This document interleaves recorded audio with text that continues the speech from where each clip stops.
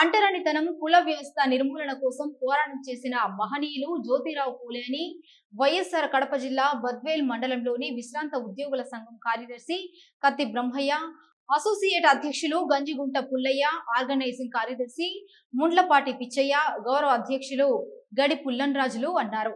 బద్వేల్ మండలంలోని విశ్రాంత ఉద్యోగుల సంఘం కార్యాలయంలో వారు జ్యోతిరావు పూలే చిత్రపటానికి పూలమాలలు వేసి ఘనంగా నివాళులర్పించారు.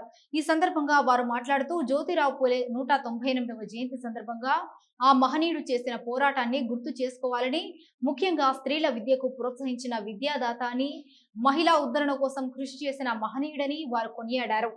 ఆయన సతీమణి అయిన సావిత్రిబాయి పూలే ద్వారా స్త్రీలకు విద్యను ప్రోత్సహించుటకు అనేక పాఠశాలను స్థాపించాడని, అటువంటి మహనీయులను మనం గుర్తు చేసుకుని ఆయన బాటలో నడవాలని వారు కోరారు.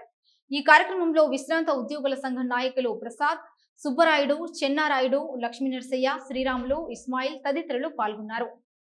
అంటరానితనం, కులవేక్షతకు పోరాడిన మహనీయుడు జ్యోతిరావు పూలే.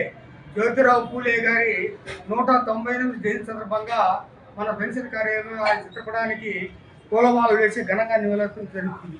ఎందుకంటే ఆ మహనీయుడు బీసీల అభ్యున్నతి కోసం, అనగాని వర్గాల అభ్యున్నతి కోసం ఎంతో పాటుపడిన వ్యక్తి జ్యోతిరావు పూలే.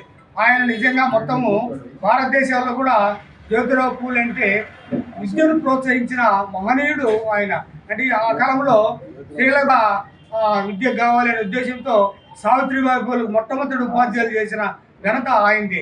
కాబట్టి జ్యోతిరావు పూలే గారు, సావిత్రిబాయి పూలే గారు కూడా అనగాని వర్గాల కోసం ఎంతో కృషి చేసిన మహనీయులు. కాబట్టి అటువంటి వారిని మనం స్మరించుకోవడం మన బాధ్యత, మన ధర్మం. కాబట్టి మనం కూడా మన వృత్తాభక్తిగా మనం కూడా మన పెన్షన్ కార్యాలయంలో ఆయన చిత్రపటానికి పూలమాల ఘనంగా నిలుపుకోవడం జరిగింది.